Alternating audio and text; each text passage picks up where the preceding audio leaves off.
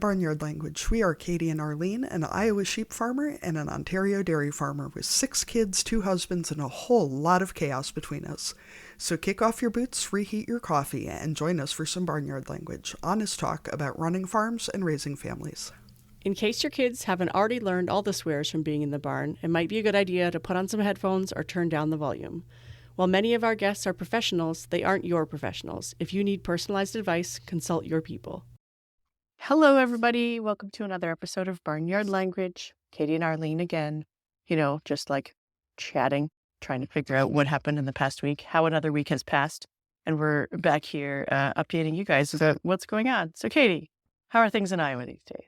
Well, Arlene, as I was just telling you, I just did an emergency guinea pig cage cleaning. Not the actual guinea pig. The actual guinea pig is clean enough. The guinea pig did not need a bath.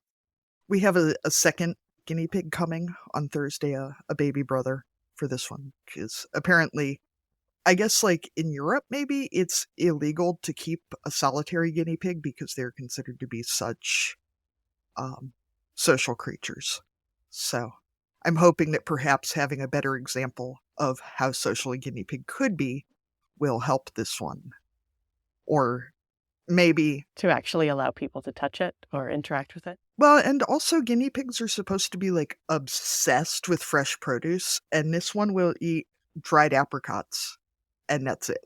Like, none of the things that guinea pigs are supposed to be willing to like shank a person for. So I'm hoping that perhaps... Right, so it's not helping you with your compost situation at all. Well, and it's not helping me with my guinea pig bribery situation, that he is apparently such a moral creature that he cannot be bought with fresh produce.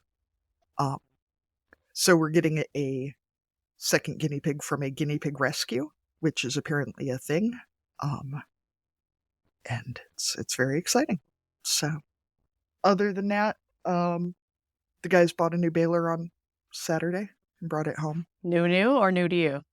New to us. New to... I don't think it's as old as I am, but it's probably fairly close, which still makes it newer than most of our equipment. Got it, yes. I was thinking, that new equipment is not really your farm's thing. No, it's not really a thing. The boy child yesterday was asking me if he could take his snack and his drink up to, quote-unquote, lax in mommy and daddy's bed. And I couldn't figure out why he was so insistent that he needed to be in our bed instead of his. And then I realized that the guys were baling cornstalk bales in the field that is visible from our window and not from his. So he spent, I think, close to an hour just laying in our bed, eating his snack and watching the baler. Yeah, so it was the best viewing station. Which was fine. I mean, he could have been outside, but it was real windy and it was cold.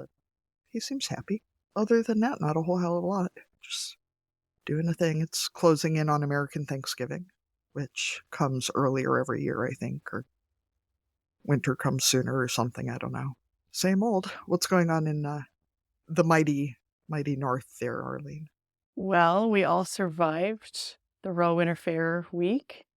Everybody, for the most part, got where they needed to go. We made multiple trips to Toronto in different vehicles and with different people. Like I said, we had some 4-H kids there at the beginning of last week, and then later in the week, we actually were showing some animals in the National Holstein Show in the heifer classes. So that was a first for us, showing animals in that big venue. So that was pretty exciting.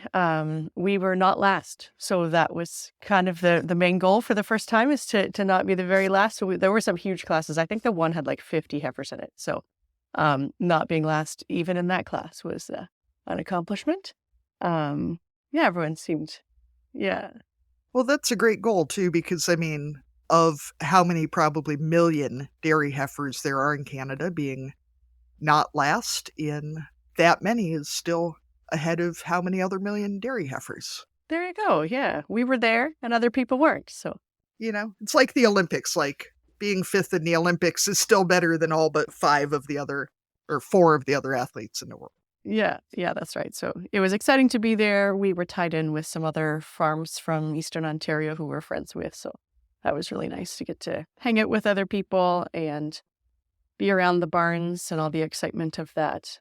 For people who haven't been to the Roe Winter Fair, it is a fair in the aspect of like the livestock part And there's horse shows and stuff, but it's not a fair in that it's all indoors and there's no like rides or anything like that. So it really is just a kind of a trade show. There's lots of food, so that's a great venue for me because there's lots of different types of foods you can try, and lots of people there with animals. But there aren't actually. No, it's not like state fair kind of fair because there's none of that other stuff. So Are there, like, poultry and hogs and sheep and things, or is it just cows and horses?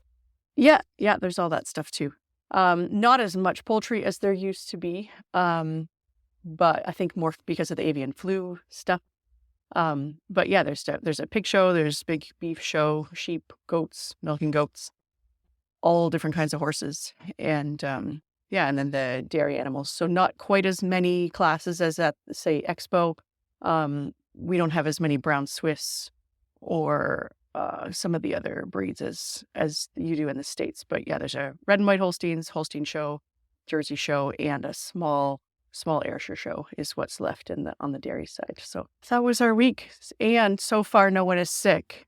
What I'm hearing you say is that you need to switch to Ayrshires so that you can dominate, is what I'm hearing. I think it's probably more likely that the Ayrshire show might eventually not be there anymore because there are so few people. Well, don't say that. That's horrible. But yes. There's a limit, right, to how many animals you have before they'll kind of drop you as a viable show. So yeah, I have a feeling. I mean, yeah, we don't have Ayrshires, and I don't think that we will. So yeah, that show may not be much longer, but maybe those exhibitors can go to Expo instead. And yeah, normally people come home with the royal flu. So no sign of that yet. I should knock on wood because we could still get it. But all these farmers coming from different places who hardly ever see people and then all get together. And plus being in, cold, breezy buildings and in and out of apartments and hotels and wherever everyone is trying to find places to stay makes it a good place to get sick. Well, and I'm sure too, with all those folks having kids who are bringing shit home from school and then all bringing it to a public place with, gas stations and hotels and restaurants and blah. Yuck. Yeah, that's right. And it's right downtown Toronto. So there's lots of school tours that come through as well. So there's lots of people from all over the place. Yeah, so that kind of took up most of the week. Pink eye got cleared up, so that was good. And now we're entering into, you're into American Thanksgiving for you and birthday season for me. So we have 3 birthdays over the next little while. So that'll be taking up some of my time. And plus, catching up from being away for a little while too. Wolfenoot is on the 23rd, which is American Thanksgiving. But if any of you Canadians are feeling left out, it is the day to celebrate our canine companions and the spirit of the wolf. It was started by a boy who was, I think, 7 when he started it in Australia, perhaps New Zealand, several years ago now. So if you're feeling left out and you need something to celebrate, or if you're American and you just hate Thanksgiving, or if you want to celebrate 2 things, do that. There you go. Live on the edge. Do that. Give your canine companion some leftover turkey or something. There you go. All right. Shall we introduce our guest for the week? I suppose we should. Welcome to the podcast. Today we are excited to be talking to Pam Martin, who is joining us from not too far away from me and here in Eastern Ontario. So Pam, we start each of our interviews with the same question, and this is a way to introduce yourself to our listeners. And we always ask, what are you growing? So for our farmers, that can cover crops and livestock, but also includes kids and businesses and all kinds of other stuff. So what are you growing? So our main thing here that we're growing is Christmas trees. We are a Christmas tree farm. We're one of the larger ones in Eastern Ontario. We also do cash cropping as well. We have a couple of other farms as well. So we do some cash crop. However, our oldest son is taking over more and more of that. So that leads into the other thing we're growing is for farm kids, 4 boys. And we're also trying to grow our business and our brand here at Cedar Hill Christmas Tree Farm. Very cool. How old are all those boys? I have seen pictures and I know they're getting very big. Yes. I'm officially the shortest in my house. I took a while for me to admit that, but I'm there now. So they are 21, 20, 19, and 15. Right. And is everybody still at home or close to home? Yes. Well, our second oldest is at Ridgetown in his second year studying horticulture.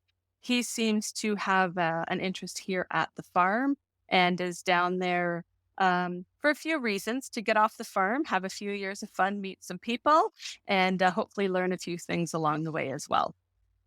That's an added bonus, right? When you go to school.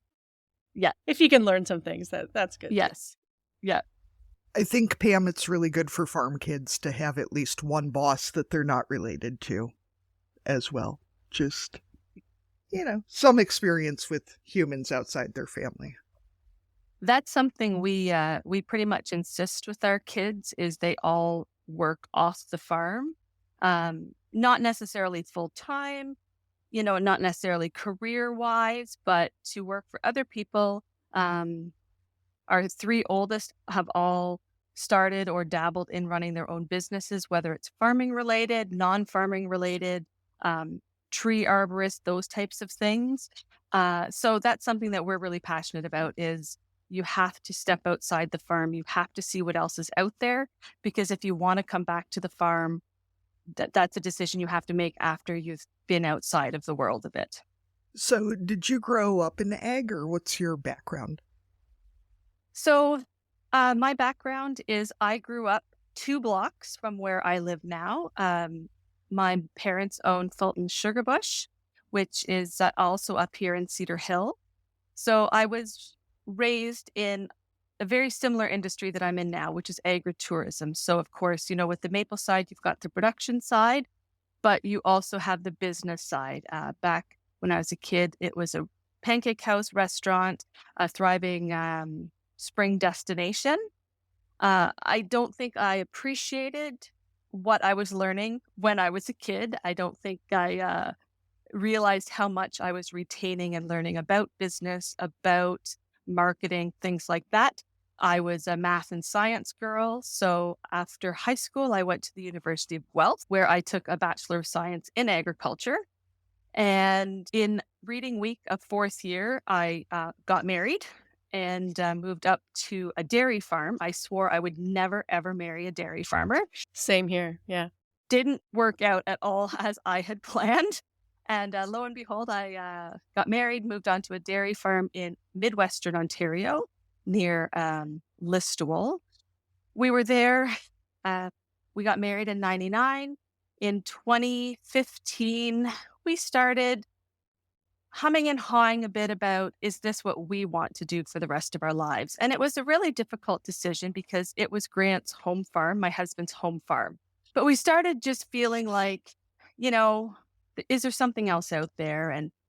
And the other thing that weighed heavily into our decision is, if we sell, a profitable, successful dairy farm, what if one of our kids wants to be a dairy farmer someday? Because getting back into dairy farming is next to impossible.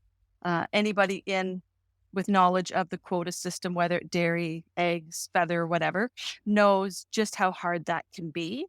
So we knew that we wanted to do something different, but Grant is a farmer. My husband is a farmer. He has to farm.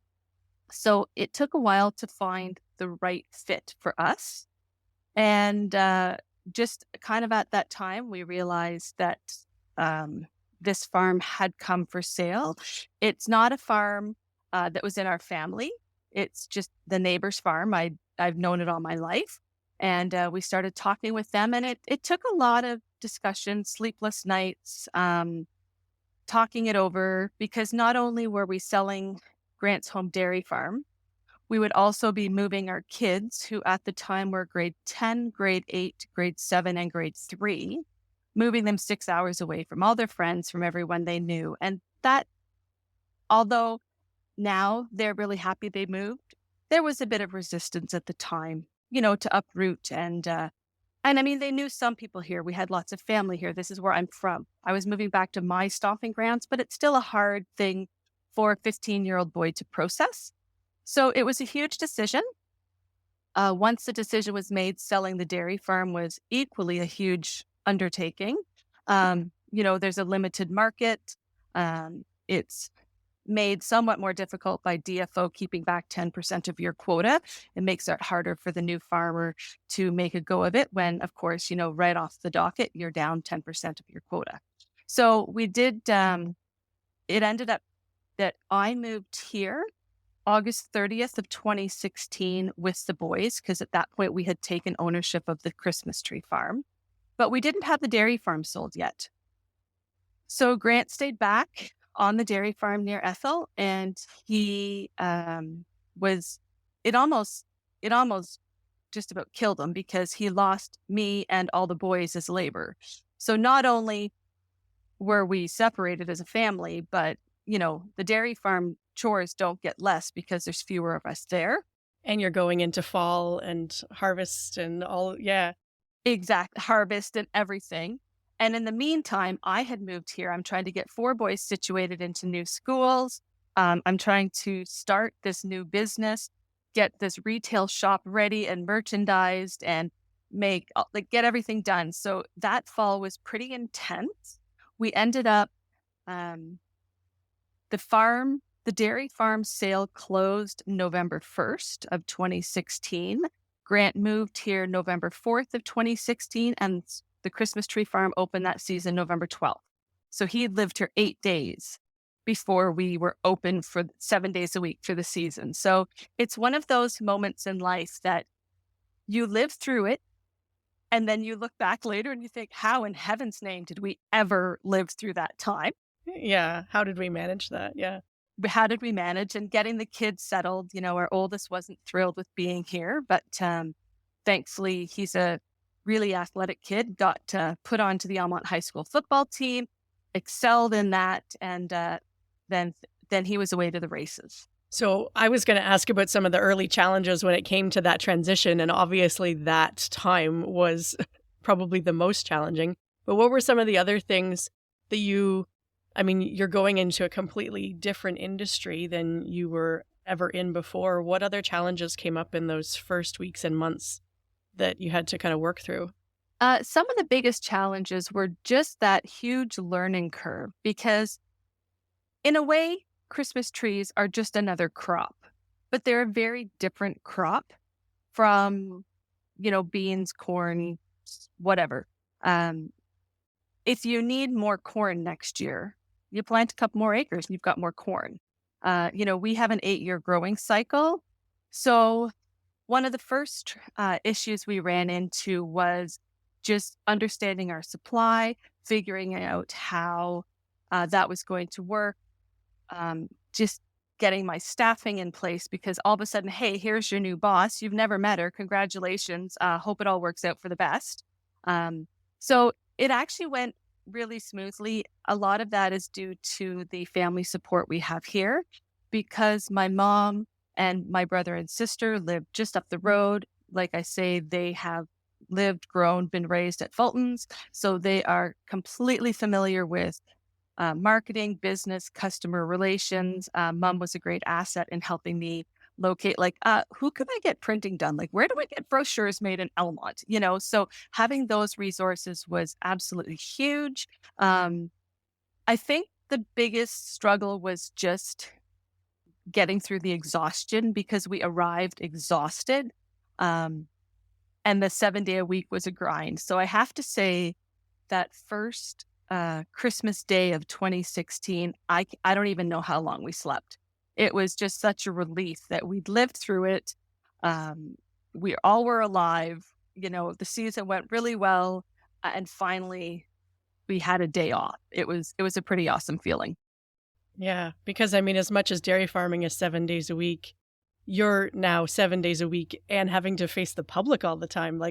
I'm a dairy farmer myself, and there are days go by where I don't see anybody, and you're having to put on a smiley face and talk to people all day, every day for all of November and December. I'm sure that is exhausting in a whole different way. I have to say 99% of our customers are awesome.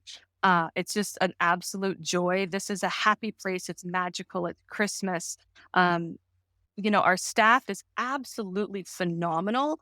There are the few thorns in my side who, you always get some grumpy customers, and those are the ones that you think about at night, you lose sleep over, can make the days a bit long, but for the most part, it was pretty awesome. But yeah, that first, Christmas break that we had, we were it almost like felt like we were just still in shock and coming like awakening to, oh, like, yeah, this is our new reality. So, Pam, I'm going to interject a question here. Do you guys put up a tree? Or are you so over it by the end of the season that you're just like, no? Actually, no, we do put up a tree. We usually have our tree up ridiculously early in November. Um, I have to admit, though, we don't really decorate in our house because during our Christmas season, I'm generally here. My average day is about 14 hours, 7 days a week. We really just sleep at home. Other than that, we're never there. We actually, in 2021 here, we built a new building, a wreath shop building for our ladies to build our wreath planters, centerpieces, et cetera. And we also added a full staff room and kitchen. So that is now where I actually try to make meals as best as possible during our crazy season. So we really don't even eat at home. So no, people always say to me, "Oh my gosh, your house must look amazing," and I kind of like, actually no, our Christmas shop looks amazing. The shop looks great. Yeah. The shop's amazing, and this is where I get my Christmas fix because I'm in it pretty much like.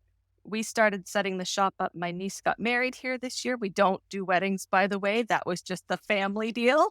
But my niece got married here September 9th. We then opened Thanksgiving weekend, and it was 7 days a week, 14-hour days getting the shop set up. So the shop is absolutely spectacular. This is where I get my Christmas fix. We do have a tree, but it's not the winter wonderland in my house that people might expect. Well, then on Boxing Day, you don't have to clean up, though, other than throw the tree at the door, right? Exactly. Yes. Because honestly, we close at 2 o'clock on Christmas Eve and we take off Christmas Day. We actually have started a new family tradition where we go into the city of Ottawa. We go out to the Mandarin Chinese buffet for Christmas dinner because I cannot even imagine cooking a massive meal for anyone.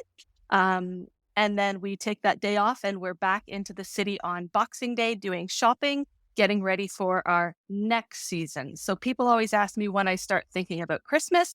And usually it's about 7 a.m. on Boxing Day for the next year. The other question I had was if your tree at home is, an aesthetic Martha Stewart Wonderland, or if it's like all the ugly crap that your kids brought home when they were little. But it sounds like maybe it's good if it's got decorations on it. So to be perfectly honest, generally our tree, it's only about 3 feet tall. It sits up in our bay window. It has lights and an angel. And it's really just so when people are driving past our house, taking the tractor ride out to the tree field, that they see our tree. But last year there was 2 ornaments on it in total. I think that's about all our tree got last year. That checks out. Yeah. But like I say, we have a gorgeous decorated tree here in the Christmas tree shop, and it's spectacular. So my one other question, I was thinking about this at like 4:30 this morning because that's who I am. With the progress in technology, that we're looking at, like there are people living in outer space, all of this. How long is it going to take for us to get pre-lit real trees? Because stringing lights is such a... I know. I don't think I need to even finish that, There's got to be a way. There's got to be a way, but I'm about the world's least techie person. And I think one of my biggest failures in parenting, I always hoped I was going to have that one really techie kid who I could like pass the TV remote to and say, fix this, and give them my phone and say, fix this, and do all my tech stuff. And I didn't get one of those. I have these kids that want to like run chainsaws and drive tractors and do manual work and milk cows. And I've got no techie person in my life. So you are asking the wrong person, because getting headphones working for today was a stretch for me. Okay, I have one more question, and then I will get back to what's on the script, Arlene. Does anyone say that they want to marry a dairy farmer growing up? Because I feel like every woman I know who's married to a dairy farmer, and every man I know who's married to a dairy farmer said, I'll never marry a dairy farmer. And obviously people still do it. I've got a current University of Guelph scenario here for you. Now, this is like Canadian. So they have pub once a week, which is kind of like all the Aggies go out and other people too. So they had stoplight pub, which I'm old enough that I had to get this explained to you. So you wear red if you're dating and taken, yellow if it's complicated, green if you're single, and apparently at Guelph you wear blue if you have quota.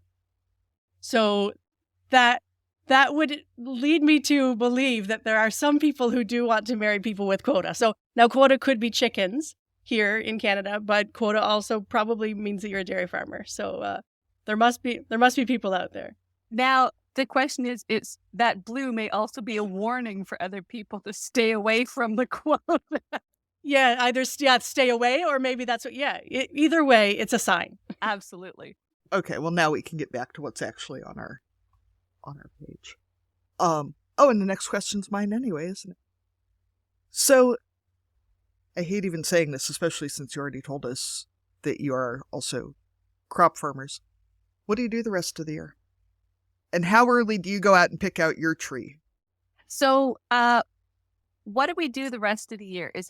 I think some people phrase that question differently, and it's our least favorite question. Is they say to us, so you only work for 6 weeks of the year. What do you do the rest of the year? And I guess I'll start our yearly farming cycle. I'll start in January.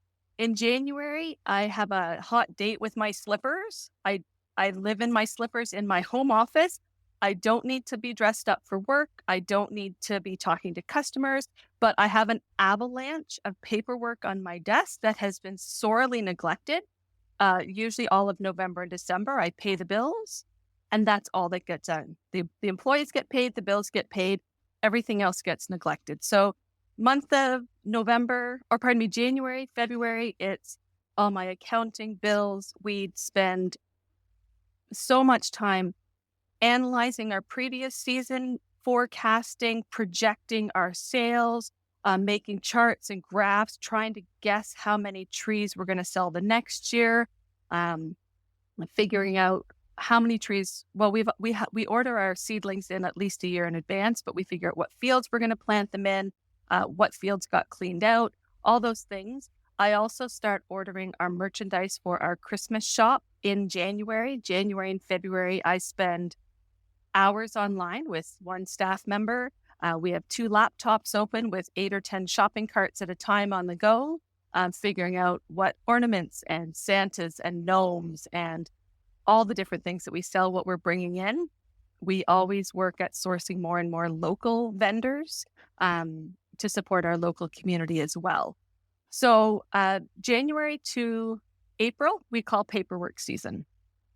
Starting in April, we're like any other farmer. We're out on the land as early as we can, as soon as the ground is dried off. We have no say in when our seedlings arrive, our tree seedlings. We get them from 2 nurseries. One is in Quebec. The other is north of Newmarket. The reason we have 2 suppliers is if anything ever goes wrong with one, we don't have all of our eggs in one basket. So although it can be inconvenient, we do that just to safeguard ourselves. If one of them goes out of business, if one of them has a disease issue. So they'll give us about a week's warning maybe to say, hey, we're going to be pulling seedlings. Once they get delivered here, though, it's all hands on deck. The only thing that matters is getting those seedlings in the ground. And it's even more pressing in a way than conventional cropping, because a bag of corn seed is a bag of corn seed. It'll sit there for another month, happily. But as soon as you pull a tree seedling out of the ground, it's dying. It needs to be replanted. So, of course, we do everything we can to keep them alive and healthy when they're out of the ground. We keep them dark. We keep the roots covered. Roots are not meant to see UV light. That'll kill the roots immediately. We keep them moist. We keep them in a cooler. But once the seedlings are here, we usually have, on a good day, we'd have between 8 and 10 of us working on planting the seedlings. So Grant, who is still clinging on to his 40s for dear life for a few more months, gets to drive the tractor. I ride on we have a 1-row, 2-seat tree planter. that we use to plant the seedlings. So myself and Jess, who works for me, we're in our 40s, so we get to ride the planter. And then we have the jobs for the people we call whose number starts with 1, as in if you're still a teenager, Yeah. you get to follow the planter. Every single tree that gets planted has to be straightened on its axis, so it's perfectly straight up. If you plant a seedling and it's crooked, it's going to grow crooked forever. So every tree has to be straightened, and then every row has to be tamped in. So when the coulter cuts the trench to plant the seedling, we have to make sure all that ground is put back into the trench, packed in properly, and we also lay an irrigation line with the planter at the same time. So that's a couple of weeks of pretty intensive days. If the ground isn't quite ready, it's even more work. We have to hand plant. One year, I think we shoveled in 4,000 trees. Wow. And it's not just drop the shovel in the ground, make a little slit and put the tree in. It's dig a hole and plant the tree. So that gets pretty intensive as well. So that's our early spring is planting. How many different varieties are you planting, Pam? 5 main varieties, but we're starting to experiment more with some crossed varieties. So our premium tree, the one that's definitely the most popular, takes the longest to grow. It's kind of our princess of trees, is the Fraser fir. Amazing needle retention. That's what we make all of our wreaths out of, because, I mean, I have a wreath on my wall here in the office from 2017. It's brown as all get out. It weighs about half of what it did fresh, but it's still completely full of needles. Then our second most popular tree is the balsam. Again, it's a fir tree. And then we move down to, and that's probably 95% of our trees. Then we have a small section of white spruce, blue spruce, and Scotch pine. And that's more the specialty trees, the nostalgic trees, people who come and say, I've had a Scotch pine since I was 10 years old. But the majority of our trees are the fir trees for sure. Sure. So, Pam, that answers my question. I was going to ask which tree would be like the Miss Universe of trees. Absolutely, the Fraser fir. I married into a family where, God love them, their preferred tree is to go out in the cattle pasture and cut a red cedar, which smells like cat pee and drops the sharpest, nastiest needles on the twiggiest, nastiest little sticks. I'm sure they had a good reason for why they started this tradition. But we very luckily have friends who sell Christmas trees at their garden stand. So you don't maintain that tradition in your house then, Caite? No, I do not, because it smells like cat pee and they're pokey. Yeah, no, we, if you're looking for the nicest smelling tree, that's the balsam, and that's got that gorgeous evergreen smell that you're looking for. So no cat pee at our farm. Yeah, somewhere between it being red and smelling bad and pokey. Okay, so the trees are planted. So, wait, Arlene, I had one more question. It has to actually do with planting trees. How do you get all the root mass out from the trees that are cut? Okay, well, I'm going to continue my yearly cycle, and that will help you to understand kind of that, because like anything in farming, it's a cycle. You don't know where to start. You don't know where to stop. It's just always continuous. So after we've got the trees planted, we're like any other farmer. We're fertilizing. We're doing pesticide control on weed herbicides and weed control. And then the one thing that most people do not know that we do is about mid-June, we have to manually take off all the pine cones from the balsam and the Fraser fir trees. So we have probably, 80,000 trees on the ground right now.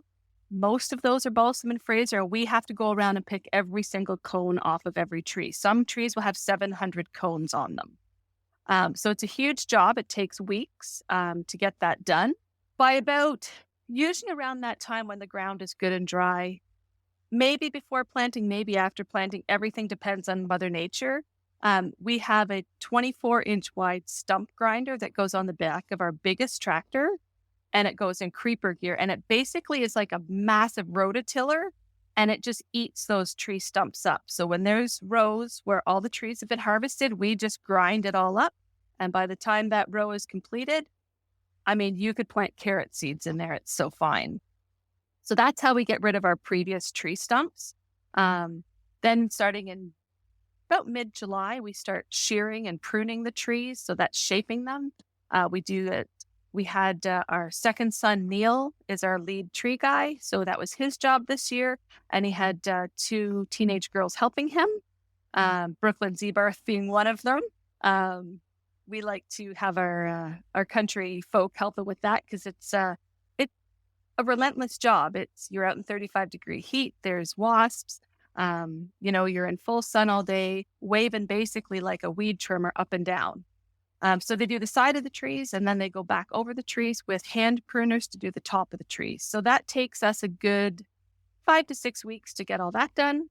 Back into the fall, we're back into fertilizing.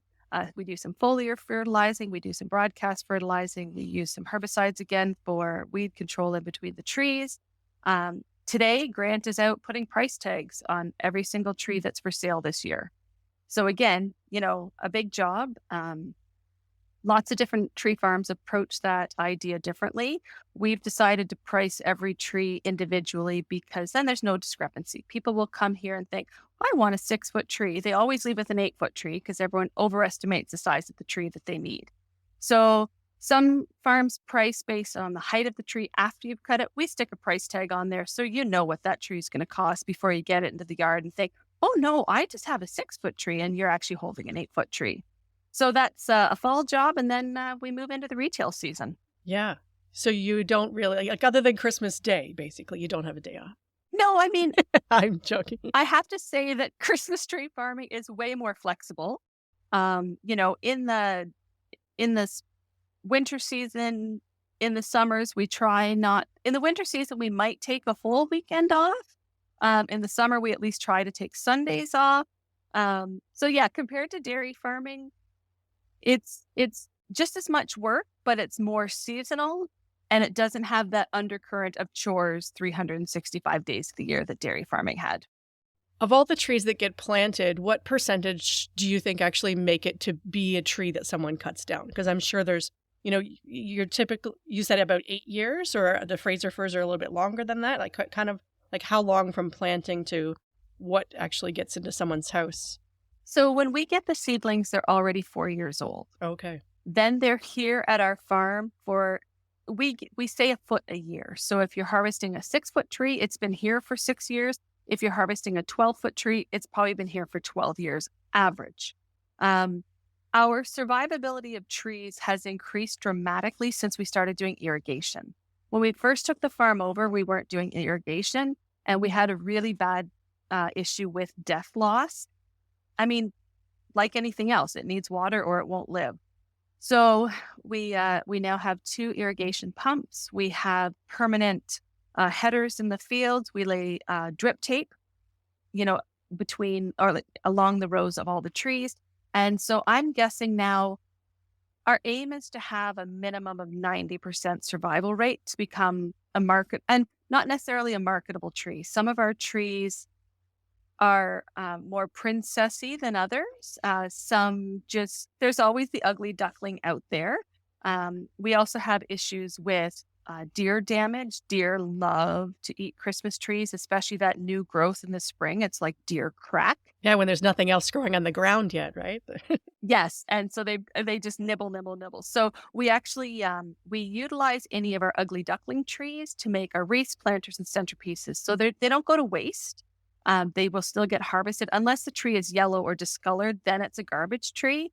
If it's still a lush, beautiful green tree that's just kind of, got a little bit of flat spot or a hole here or just not really marketable, we're going to cut it, harvest it, and turn it into something beautiful that we can still sell. Yeah, that's great. Do you sell I'm sure that your main business is trees, but do you sell as many wreaths and planters and those types of things as trees at this point, or are you doing a variety? No, we definitely sell the most trees by far.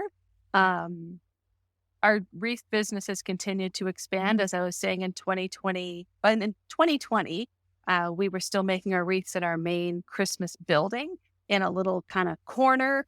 And there was one day I had 4 ladies working in here, and poor Diana Bowl was out making planters outside on a rainy, gross day. And I thought, oh, something's got to give. So in January of 2021, we decided we were going to build another building on the farm, which we did.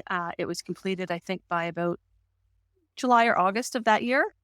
And we now have a dedicated wreath shop for all the ladies to get to work indoors. They call it the Wreath Palace. They're quite excited. And so that has just allowed us to continue to increase our production capacity simply because we're not constrained by space. Sure. And are you only selling on site, or do you sell trees to anyone else or planters or any of that kind of thing? Or is it just at your own location? So when we bought the farm was about 50% retail and 50% wholesale trees. We quickly decided that we wanted to change that because, of course, we make more money on a retail tree. You're selling it for almost twice of what you would get a wholesale tree for, the amount of money you'd get for a wholesale tree. And then when people come to the farm, they often don't leave with just a tree. They leave with a tree, they leave with a wreath, they come in, they have lunch at the restaurant, they buy ornaments, and we have this whole farm market now, we call it. We have all sorts of Ontario grown stuff. We have honey and maple syrup and candies and chocolate bars and Mennonite made pies and ciders and cheese and flavored milk, like you name it, we've got it all. So people come, they spend the day here. We don't charge an admission fee to the farm. As a mom of 4 kids, I understand that just getting your kids in the door can be really hard when things cost as much as they do. So people come, they spend the day, they have a blast, they leave with their tree, they leave with some ornaments, maybe a wreath. So financially, it makes more sense to keep everything as retail. So we very quickly managed to transition the entire farm to retail. So we haven't sold wholesale trees probably for at least 5 years. I probably get at least 50 calls a year looking for wholesale trees. I responded to 2 yesterday. Pretty much the entire industry is sold out of wholesale trees. I don't know of any for sale anywhere. So we are just going to continue at this point with retail. We keep planting more and more every year, hoping that we'll catch up and maybe be able to do it someday. But at this point, we're still trucking along with on-farm retail. That 8-year growth cycle has got to be brutal because, I mean, we raise beef cattle, and even trying to project out 2 years about what you're doing is bad enough.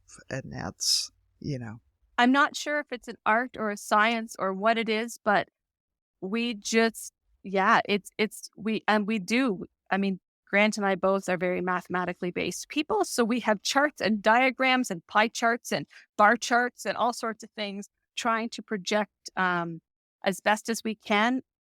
It was interesting for us in 2016, 17, 18, 19. Our sales were, going up in a nice, steady way. We were really happy with how things were going. And then COVID hit. Like every other business out there, we were terrified. We had no idea what to expect. We were absolutely floored. I mean, we talked about not ordering in merchandise. We talked about so many scenarios because, of course, our season was towards the end of that first COVID year. And we decided, no, we're going to be optimistic. We're going to just do what we were going to do. We're going to bring in all the merchandise we were going to. We're just going to hope for the best. By the time our season rolled around, a lot of the really hard restrictions were lifted. People could come in the building. We had capacity limits in here, but our sales went through the roof. It feels like the entire city of Ottawa found us that year. They were looking for a place to get out of the city, come to the country, get out, have some fresh air, have an open space to be in. There was a real drive for supporting local, shopping local, which also really helped things. So in 2020 and 2021, our sales just exploded. And then in 2022, it pretty much stayed around level, went up a little bit, but that was okay because, again, we have an 8-year supply chain issue to get more trees. So, we're one of the fortunate businesses for whom COVID was actually beneficial, not detrimental. So the way trees grow, I grew up in an area where we grow seed corn, so you want every plant to be exactly the same. If folks want a short tree, do they get a younger tree, or do they all grow at a pretty consistent rate? They do within reason. However, what happens is in our fields, say we do have some death loss. So the next year, if we plant a field one spring and the next spring we like, there's some death loss here because there's a low pocket or an area, whatever happened. We'll remove those dead trees. We'll hand plant new trees into that row. So we'll do that for 2 years. So within that same field, you could have trees planted in 3 subsequent years. So therefore, you do get different sizes of trees. So yeah, we sell trees anywhere from 3 to 4 feet tall. I think our tallest, we have some big old white spruce here that are probably around the 21, 22 foot mark. So we sell everything in between. I mean, the bread and butter is probably your 7 to 8 foot tree. That's kind of your standard, but there's lots of people who want a smaller tree, and there's lots of people who have big cathedral ceilings and want a real whopper. I know my aunt and uncle have a house in Pennsylvania that's log cabin with a loft. And so half the house is open, and even a 12-foot tree looks tiny in there. They have a permanent setup now for like guy wires to hold their tree up. Exactly. And yeah, we have lots of customers coming in for those, really majestic trees. And we actually have a lot of those trees on our farm just up the road from here because it's hard to grow tall trees here because people are on the farm and they want to cut them down when they're 8 feet tall. So we do end up growing some of our taller trees at our farm up the road where they're kind of out of sight, out of mind, and they can just do their thing over there. I like that you have to have like a secure, secret witness protection program for bigger trees. Yeah, pretty much.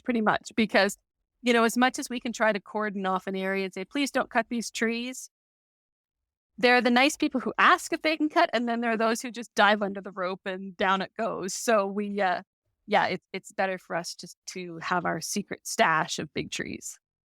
So as someone who does love a fresh, real tree, and who also is an overestimator and will buy an 8.5-foot tree for a room with an 8-foot ceiling and then wonder why I can't get the angel on top. That's never actually happened, of course. I've never just put the angel in the front of the tree instead. What's the best tree stand? And how do we keep our tree not looking like shit?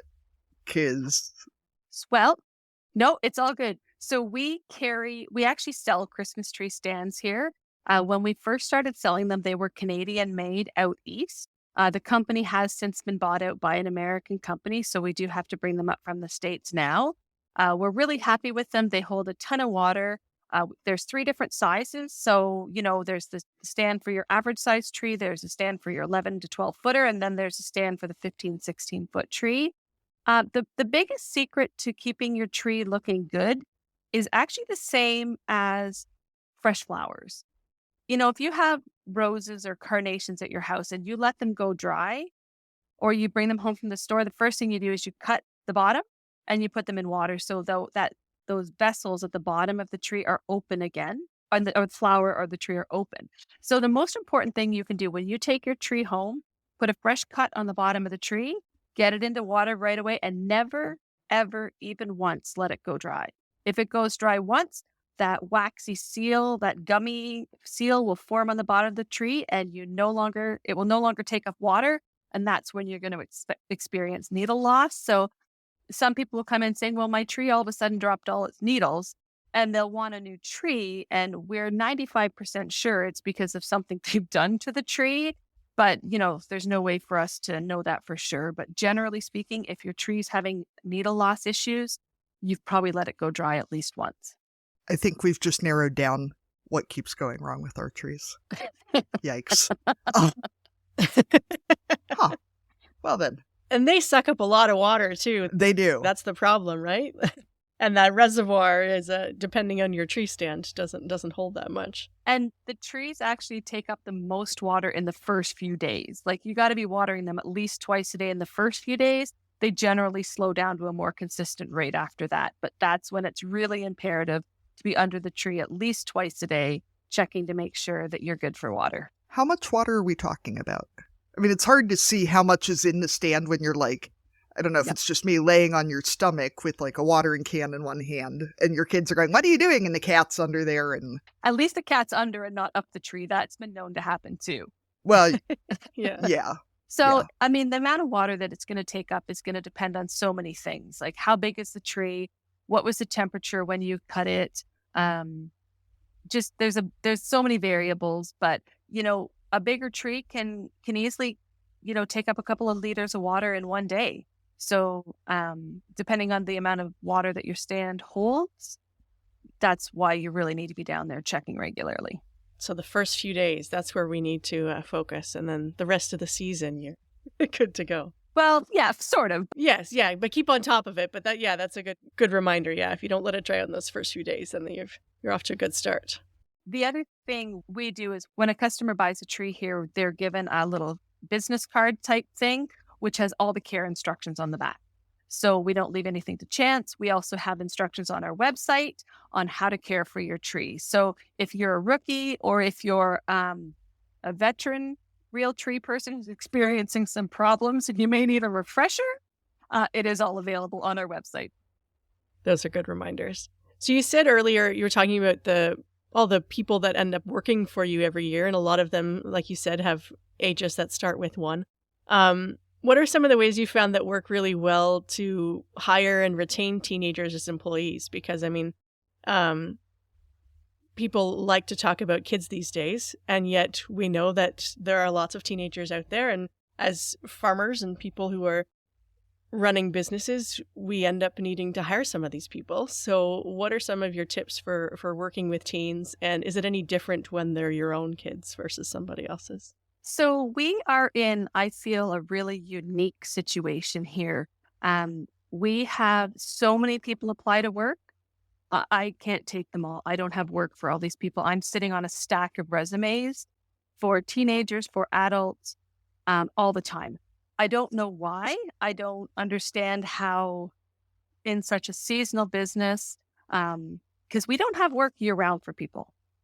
We have 2 employees that work kind of mostly around, but even the one goes off and works for my mom at the sugar bush for a couple of months. So we're amazingly fortunate to have this incredible pool of employees that just sort of keeps showing up and resumes keep arriving and people keep asking for work. And that's all the way from kids who are 12, 13 years old wanting to apply to a job to, we have some employees in their late 60s working for us.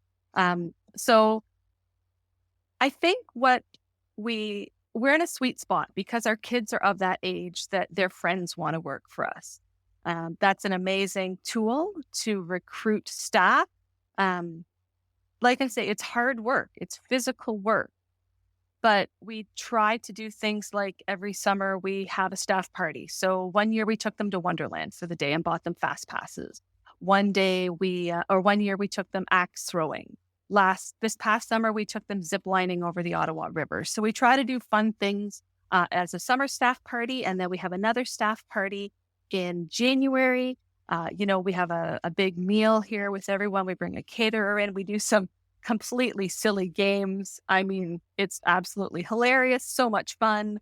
And somehow we're able to maintain, retain, and recruit more staff than we know what to do with.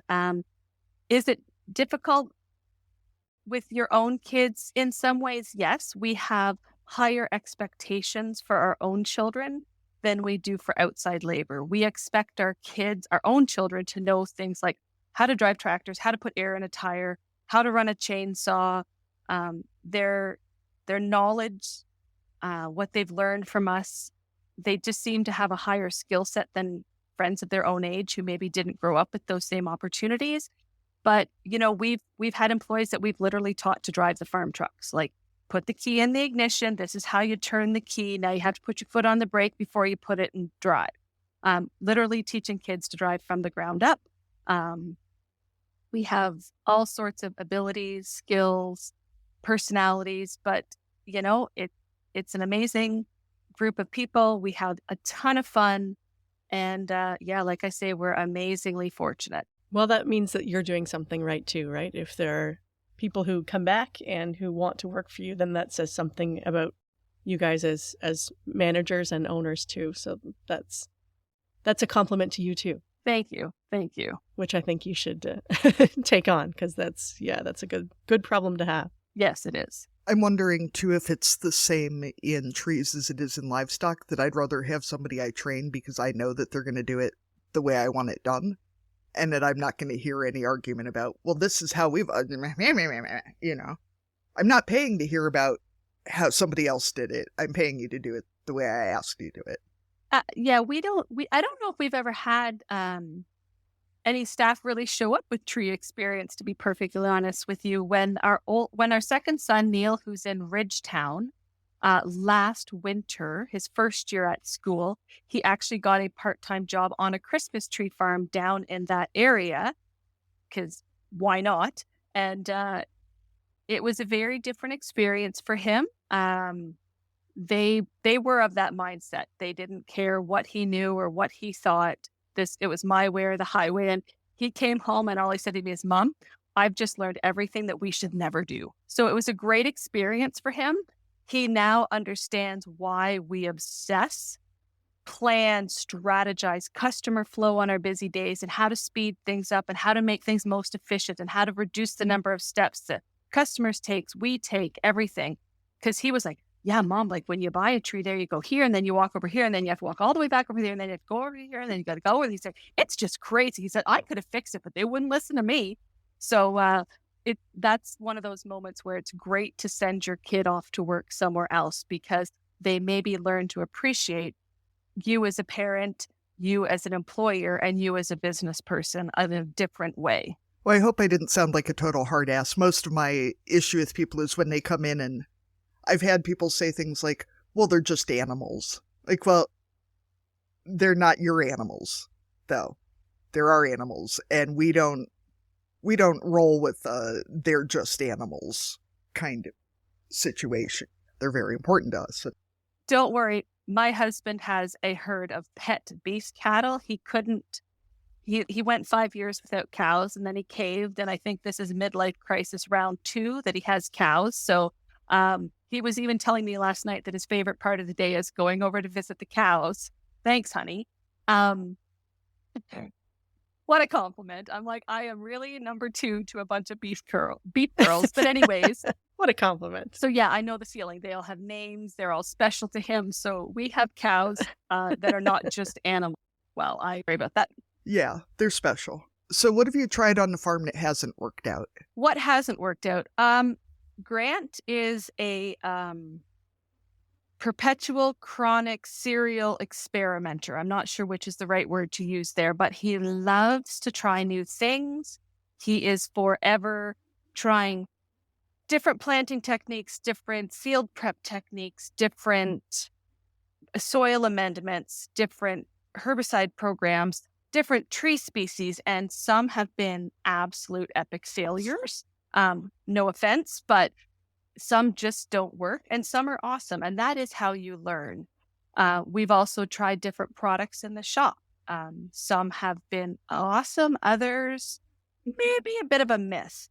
So I think the biggest thing is to not let that bother you, to take it as a learning experience, and then to try again. I mean, you're not going to find out what works. You're not going to learn new things if you just keep doing the same old, same old. And that was part of our reason leaving the dairy farm. Not that it got bored, not that there wasn't new things to learn, but it just started to feel a lot of the same old, same old.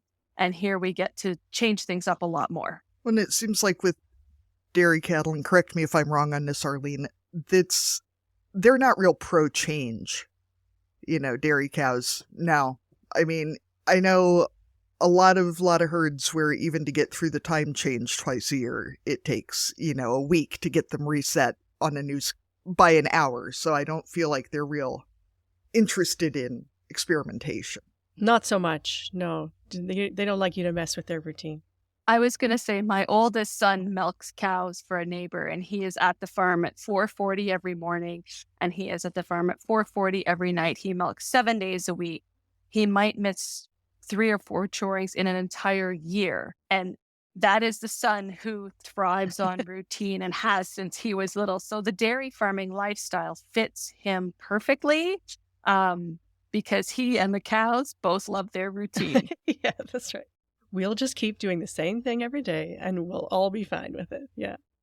So, as both an ag and a parenting podcast, we're always curious about any farm parenting tips that you might have. And you've got older kids and some older than mine and definitely older than Caitie's. So we were wondering if you had any particular parenting tips other than making your kids work for other people that you might want to share with people. I think the thing that we had to learn early on was what is our passion does not necessarily have to be the passion of our kids. And that's not necessarily just farming.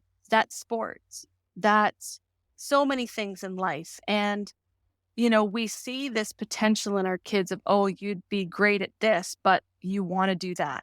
And we have to respect that as a parent. I think there's so many hard parenting stages, and every stage is easy in some ways and every stage is hard in some ways. And you don't appreciate it till you can look back in hindsight.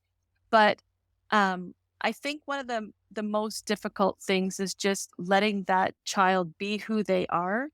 And then they get to that stage where they're so useful and they're so competent and they're these strapping farm boys who can work like no other. And then they go get jobs for someone else and you're heartbroken. You're like, you're finally useful. I put 15, 16, 20 years into you and off you go. So that's definitely not that I'm complaining. I mean, my kids are in absolute high demand around here. They could probably each have 10 jobs if they could do it.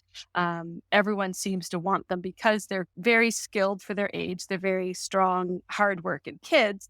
But yeah, that's definitely one of the hard stages is letting them go when you really now want them to help out. Yeah, that's right. And then you got to train someone else's kid to do those same tasks. Exactly. And unfortunately, usually the kids we're bringing in and training don't have the same level of ability. So, we often joke about it's going to take 3 employees to do one meal day. Like we need 3 teenagers to replace Neil. You know what I mean? And that's just the reality. And that's not putting our teenagers down. They just don't have the same experience and skill level because they didn't grow up doing what he's done for years. Yeah, that's right. Maybe we need some sort of teenager exchange program where we could just swap teenagers so we get good ones back. I mean, exactly. I need to swap for a techie kid. I need my kids to go learn some techie stuff to help me out in that department. So that would be great for me. I think Arlene's got some pretty techie kids. I might have some of those, yeah. We'll see what we can do. Okay, perfect. Sounds good with me. My kids are 5.5 and almost 7, so they're very confident in their skills. Don't hand them the remote. No, don't give them electronics. Yeah, I think the other difficult thing when they get older is teaching them adulting. I didn't understand how difficult that would be. Teaching things like getting insurance, setting up your CRA account, setting up a business, setting up your payroll, setting up your AgriCorps crop insurance. You always think about potty training them and teaching their ABCs and their 1, 2, 3s and getting them through school and getting them all their reading levels. But all of a sudden it's the real world stuff like, hey, Mom, I think I want to maybe look at buying a house or buying a farm. How do I get a mortgage? Okay, so here's some real world stuff that we're dealing with now. So it's amazing how thankfully as the kids are getting older, they think I'm getting smart again. So that's great because there's a few years they didn't think I knew much, but now they think Mom and Dad actually know a few things. So that's a great stage. Oh, that's reassuring. So once you get to like where their number starts with a 2, is that where they start to appreciate you a little bit? The late ones, the early 2s, suddenly Mom and Dad are pretty smart again. Their advice is relevant again. Well, that's helpful to know. I'll keep that in mind. Yeah, I know, Pam, I don't know if this is something you're seeing in Canada as much, but we see a lot of, kids these days can't drive a manual transmission and can't write cursive and this, and this. And I'm like, well, did you teach them any of that? Because you can't really be mad that they can't drive a stick shift if you don't own a vehicle that is a stick shift. And yeah, and if we take cursive writing out of the curriculum, they're not going to have a signature. I've got kids who don't have a signature because they didn't learn cursive writing. So it's like, okay, I guess that's something that I have to teach them. But I didn't think of that because I was like, well, that's something that school's going to take care of. I'm not a homeschooler. I don't need to teach them cursive writing. But then they go to sign a document. It's like, oh, It looks a little weird if you just print your name in block letters, but I guess that's your signature now. Yep. We have the same thing. As someone with younger kids, if it takes them a couple months longer to learn all of their letters, they will learn it. There's a whole school and 12 more years of practice on that. But things like, at least in the States, getting health insurance, getting car insurance, buying a house, whatever, the consequences for taking longer to understand how to do it can be really expensive and really dire if you get it wrong. So, yes. Well, we live in a house that some people might deem old-fashioned because I still believe there's blue jobs and pink jobs, mostly because I don't want to do the blue jobs. I don't want to put wood in the outdoor wood furnace. I don't want to take the garbage out and things like that. So Grant and I have very differing skill sets. He's the farmer. He's the machinery guy. He's the tractor operator. I have somehow morphed into being a business person. Should have taken a BCom at Guelph. Hindsight's 2020. But, we'd each tried to pass along our individual skill sets to our kids. I can't back up a wagon to save my life. It's just not my thing. Grant's taught them to do all that. I'm the one that's teaching them the business side of things, the paperwork side, how to run a business. Our third son bought 2 tractors at the age of 17, does a snow blowing business in the town of Elmont. So, guess what? Dad teaches them how to service the tractors and how to fix things and what happens when you break a shear bolt at 3 a.m. when it's -20. That's a dad problem. How to do all the business side of stuff is my problem in teaching them. So we're trying to impart our own skills and our own knowledge onto them. And we can just hope we're doing it right. They're learning enough, and hopefully we can launch them as independent humans at some point in life. Yeah, there's so much to teach them. That's the thing, eh? You forget how much you know. Yeah, and you think eventually the job is done, but I'm learning that it's never really done. No, don't let my mom know this, but I do keep still learning stuff from her all the time. Just don't tell her I said that. Yeah. My mom listens, so I will say that I still learn from my mom too. I've probably learned things from Arlene's mom. Yeah. So you already talked about some of the challenges to parenting. What have been some of your favorite parts about raising kids on the farm? I think one of the neatest things now, especially as they're getting older, is seeing them work together.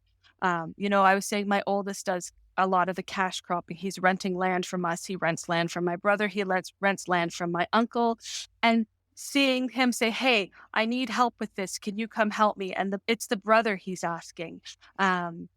It's so neat to see. And even sometimes the youngest brother, Todd needed help one day and he got Graham, who's 7 years younger. Graham's only 15, but that was the brother that was available and Graham could help him out. So it's really neat seeing those relationships develop, not just as friends and sometimes enemies growing up, but now a real working relationship and a real respect in each other's skill sets, each other's businesses. As much as they tease each other and it's a crazy house living with 5 guys, let me tell you, it's so rewarding to see them now. I really hope, I feel, I hope, I want, I dream that they will work together, they will support each other, they will help each other out. I don't necessarily want them to go into business together because that can be its own set of challenges. But even if they're local and can support each other and help each other, that would be an awesome dream.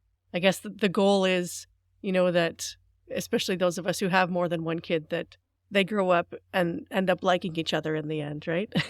Exactly. If we can do some things right, that we raise people who like each other, then that'll make our lives easier too.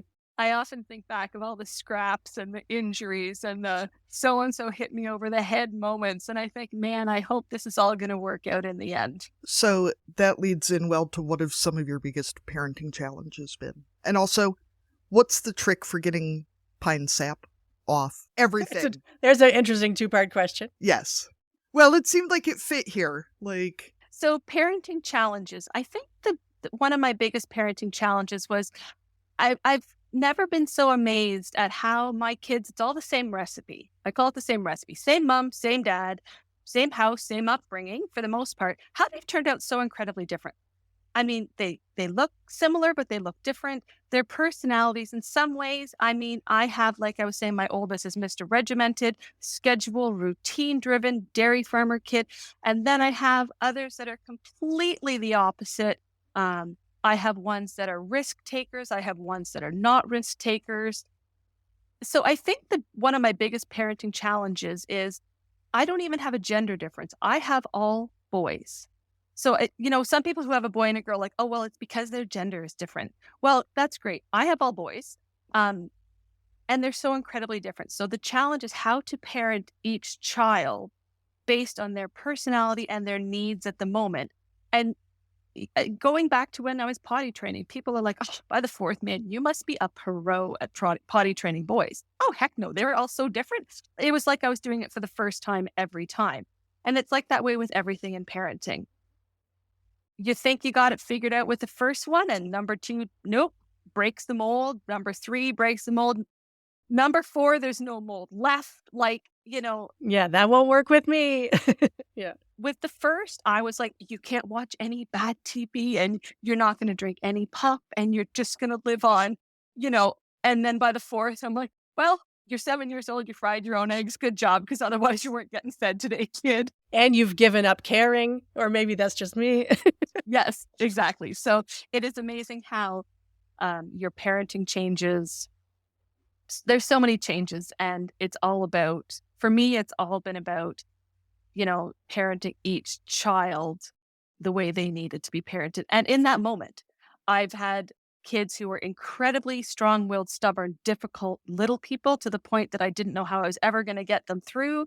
And now they're the easy ones at the older age. And then I've had others who were like that easy going, no problem, little kid. And now they're the ones who are causing me the gray hair and the grief as a teenager.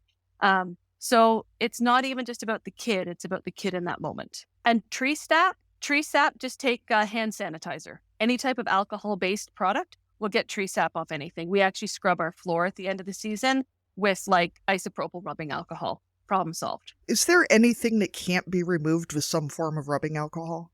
I haven't found anything yet, but I'll keep you posted. Good to know. Good to know. I saw one of our previous guests asked the other day about removing blue Sharpie from a floor, but did not specify what kind of floor it was. And my answer at least was hand sanitizer. And if that doesn't work, pour a bottle of wine on it. The answer is alcohol either way. Pretty much, yes. Yeah. Because if it's carpet, you're going to have to replace it anyway. So just spill some wine, pretend that's what happened. Yep. It's not about your parenting. It was just an accident. Yep. And don't replace the carpeting until the kids are at least in their 20s. There's just absolutely no point. I've decided I'm just going to leave all the wall art and the floor stains and everything until my kids are old enough to have kids, and then they can deal with it.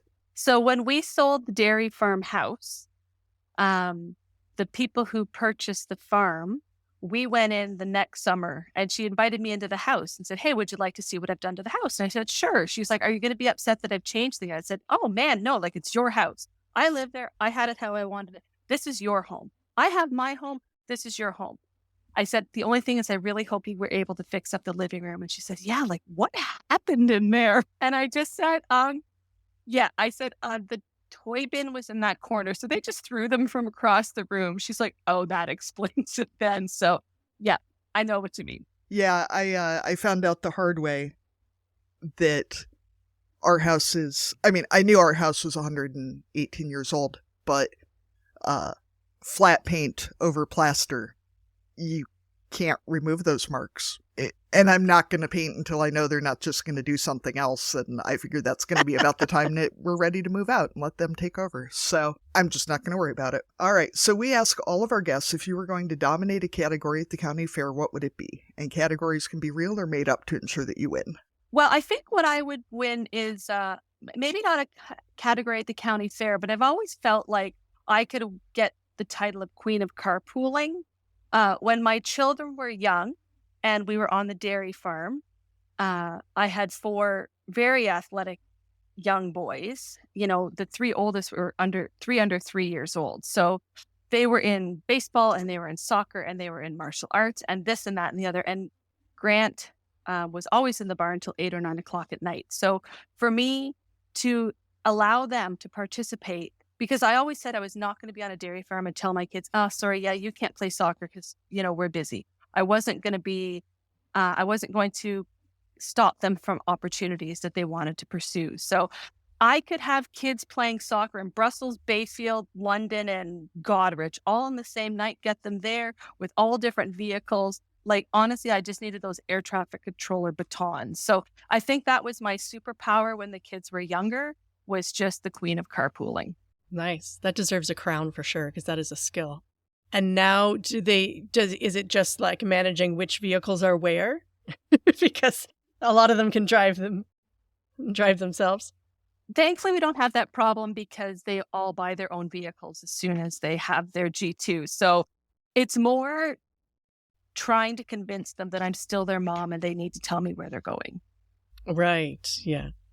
Yeah. So days don't pass and you're like, I've seen that one.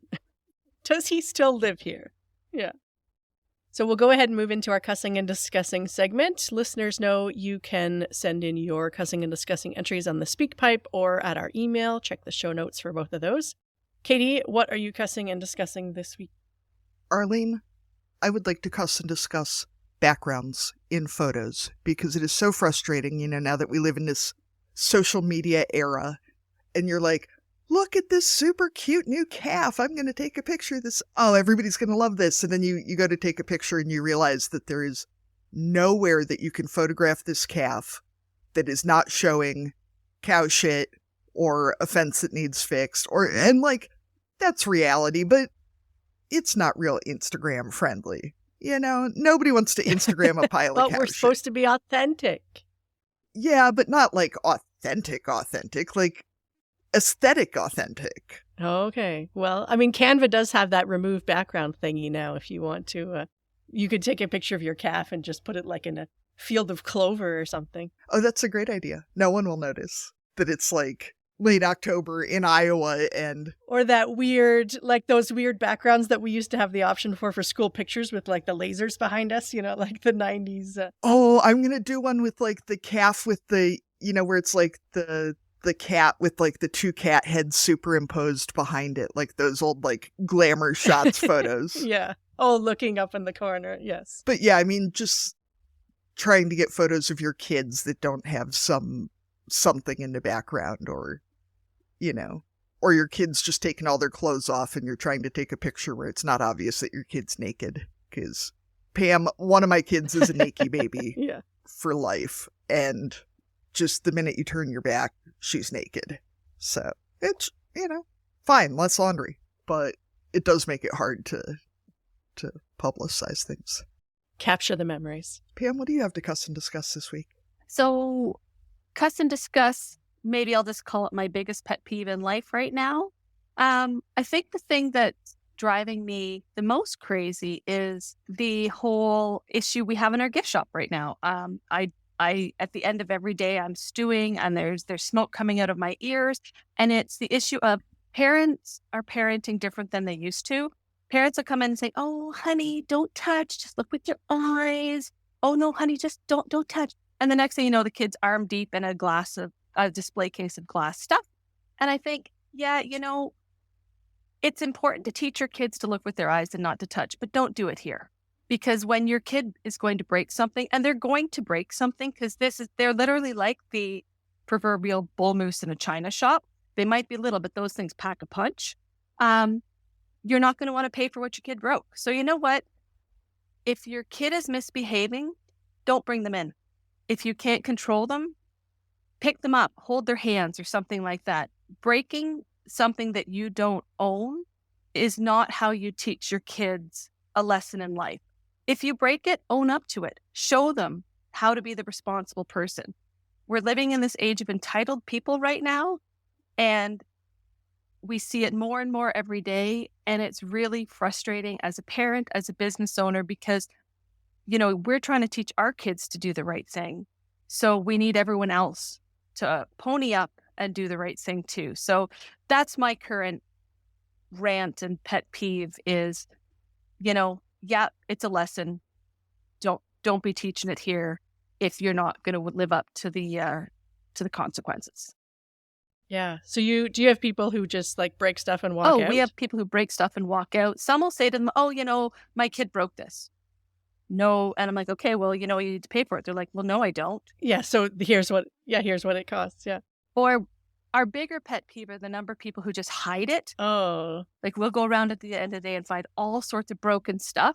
I had one lady just rip a strip off me because I watched her kid terrorize the place for 20 minutes. Of course, she broke something and I made the parent pay, and she was absolutely livid with me. She's like, but we were being honest. We told you we broke it.